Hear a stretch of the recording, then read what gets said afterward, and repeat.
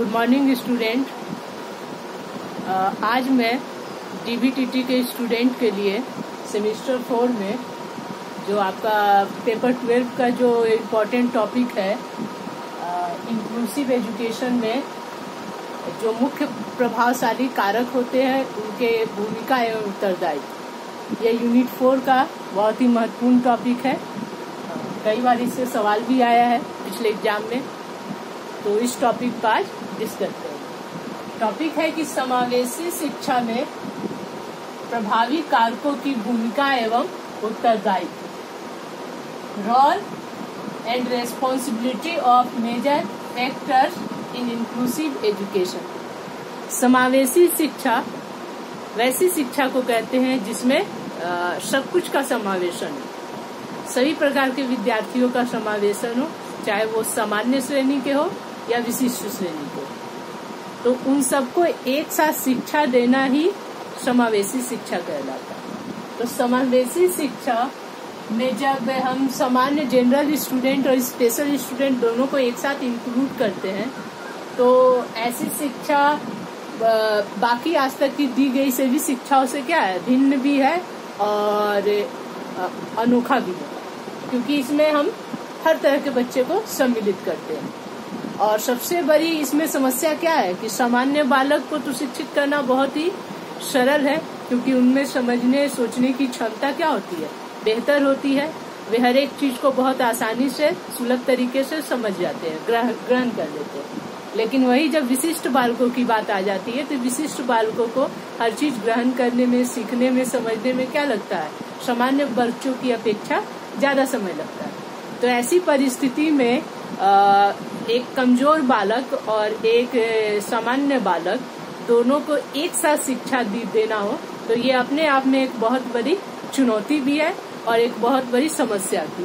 तो ऐसी परिस्थिति में उसमें जितने भी प्रभावी कारक होते हैं जो इस प्रक्रिया को प्रभावित करते हैं, इस प्रक्रिया में भाग लेते हैं, इस प्रक्रिया को संपन्न करते हैं, तो उन सब की भूमिका क्या होती है, काफी महत्वपूर्ण हो जाती है और बहुत ही जरूरी भी है। तो role and responsibility of major factors in inclusive education, इस टॉपिक को डिस्कस करेंगे। यूनिट 4 का यही मुख्य टॉपिक है और इसमें है कि क्या क्या कारक है, उनका क्या रोल है, उनकी भूमिका क्या है और इन सब की आपस में सहभागिता क्या है। तो समावेशी शिक्षा में जो प्रभावी कारक है वो मुख्य रूप से 4 है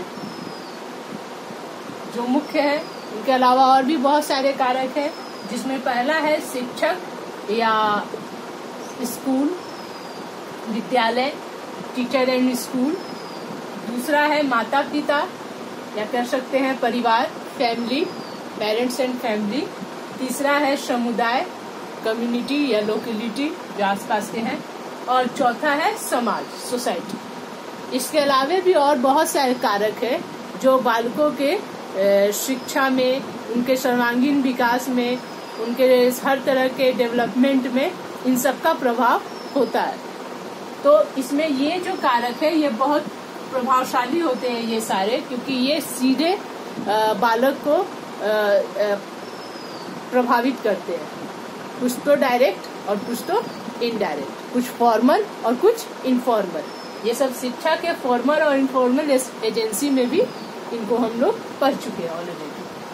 तो कारक में सबसे पहले हम शिक्षक की बात करते हैं और स्कूल की बात करते हैं, टीचर एंड स्कूल। तो समावेशी शिक्षा में दोनों तरह के बालकों को एक साथ शिक्षा देना है, तो ऐसे समय में टीचर्स के लिए स्पेशली और विद्यालय के लिए भी एक बहुत बड़ा चैलेंज है कि किस तरह वे दोनों तरह के बालकों को एक साथ सम्मिलित करके बेहतर ढंग से शिक्षा दें और कहते हैं ना हेल्दी डेवलपमेंट, सामान्य बालकों के साथ साथ विशिष्ट बालकों का, ताकि वो उनके अंदर का जो कमियां हैं, जो उनके अंदर का क्या कहते हैं, अपने आप में छिन्न होना, अपने आप में क्या महसूस करना, छोटा महसूस करना, कमतर महसूस करना, कटा हुआ महसूस करना, इस भावना को दूर करना, इसमें तो सबसे बड़ा भूमिका टीचर्स का ही होगा, विद्यालय का ही होगा। तो इनकी भूमिका, उनकी रिस्पॉन्सिबिलिटी क्या होती है, बहुत ज्यादा हो जाती है। आगे चल के हम पढ़ेंगे कि शिक्षक भी समावेशी शिक्षा में मुख्यतः 3 तरह के होते हैं, जिसमें एक है सामान्य शिक्षक, जनरल टीचर, दूसरा है विशिष्ट शिक्षक, स्पेशल टीचर, तीसरा है रिसोर्स टीचर, संबल शिक्षक। इन सब की अलग अलग तरह की भूमिका होती है और इन सब की अपनी अपनी भूमिका बहुत ही महत्वपूर्ण होती है। और समावेशी शिक्षा में बिना इन सभी प्रकार के शिक्षकों की मदद से बिना हम उसको पूरा नहीं कर सकते हैं, क्योंकि उसमें हर तरह के बच्चे होते हैं, तो उन सब की अपनी अपनी कुछ व्यक्तिगत आवश्यकताएं होती है, व्यक्तिगत रुचियां होती है, व्यक्तिगत जरूरत होती है। तो उनके आवश्यकता, उनके नीड्स, उसके अकॉर्डिंग विभिन्न तरह की शिक्षकों की हमें क्या करनी पड़ती है, मदद लेनी पड़ती है। इसलिए इन सभी प्रकार के शिक्षकों की भूमिका और उत्तरदायित्व क्या होता है, वो बहुत ही महत्वपूर्ण हो जाता है। दूसरा है माता पिता एवं परिवार, पेरेंट्स और फैमिली। बच्चे के लिए तो माता पिता ही, माँ ही उसकी पहली शिक्षिका होती है, तो माता पिता की भी भूमिका महत्वपूर्ण हो जाती है, क्योंकि बालक सामान्य हो या विशिष्ट हो, वो तो निकलता घर से ही है, घर से निकल के वो समाज में जाता है।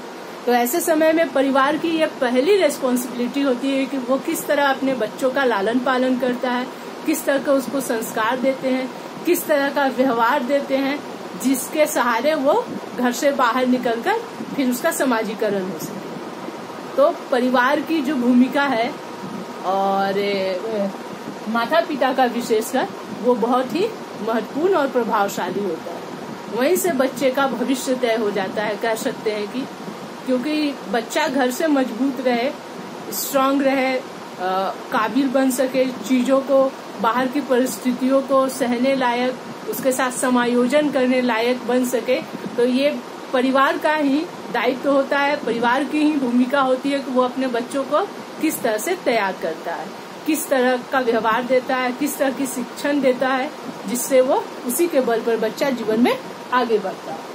तो परिवार के बाद बच्चा विद्यालय में जाता है। इसके बाद तीसरा जो महत्वपूर्ण कारक है समुदाय, कम्युनिटी, इनका भी रोल उतना ही महत्वपूर्ण है, क्योंकि बच्चा घर से निकलकर बाहर कहाँ जाता है, समुदाय में ही जाता है। समुदाय के साथ साथ समाज में भी जाता है, सोसाइटी में जाता है, उससे भी बच्चा बहुत कुछ सीखता है, समझता है। तो जब तक ये सभी पॉजिटिव एटीट्यूड नहीं रखेंगे, बच्चों की मदद नहीं करेंगे, उनकी सहयोग नहीं करेंगे, उनको आगे बढ़ने में प्रबलन, पुनर्बलन, हर तरह से मोटिवेशन, प्रेरणा, ये सब नहीं देंगे, तब तक क्या होगा, बच्चे में पॉजिटिव डेवलपमेंट नहीं होगा। तो मिला जुला कर, चाहे शिक्षक हो या माता पिता हो, परिवार, स्कूल, समुदाय हो, समाज हो, या और भी जितने भी तरह के संस्था है, जितनी तरह के रचना है, इन सब की भूमिका बालक के निर्माण में अलग अलग होता है और सबका अपना प्रमुख स्थान होता है। और बिना इन सब के सहयोग का, आपस में तालमेल का, बच्चा कभी भी बेहतर ढंग से समायोजन नहीं कर सकता। तो समावेशी शिक्षा, जहां हम कल्पना करते हैं कि सामान्य और विशिष्ट बालकों को एक साथ रखकर एक ही प्लेटफॉर्म में शिक्षा देंगे और उनको बेहतर बनाएंगे, योग्य बनाएंगे। विशेषकर जो विशिष्ट बालक है, उनमें अपने आप में किसी तरह की कमियां ना हो, झेप ना हो, उन्हें मेन स्ट्रीम में लाने के लिए यह आवश्यकता है कि उससे जुड़ी हुई जितनी भी एजेंसियां हो, चाहे वो फैमिली हो, सोसाइटी हो, स्कूल हो, कम्युनिटी हो, ये सब जब तक अपनी भूमिका को नहीं समझेंगे, अपने उत्तरदायित्व को नहीं उठाएंगे और सहयोग, आपस में सहभागिता नहीं होगी, पार्टिसिपेशन नहीं होगा, तब तक बच्चों में, चाहे वो सामान्य हो या विशिष्ट हो, उसमें पॉजिटिव डेवलपमेंट नहीं होगा।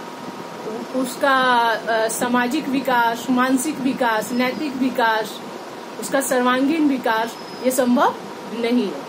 इसलिए समावेशी शिक्षा में ये सभी जो कारक है, फैक्टर है, एजेंसियां है, बालक के सर्वांगीण विकास में महत्वपूर्ण है। और इन सब की भूमिका को हम नेक्स्ट वीडियो में डिटेल में पढ़ेंगे। आज के लिए इतना ही। तो उम्मीद करते हैं कि आज का टॉपिक आपको समझ में आया होगा। यदि किसी तरह का कोई चीज ना समझ में आया हो तो आप लोग पूछ लेंगे या फिर कमेंट करेंगे। चलिए आज के लिए इतना ही। Thank you.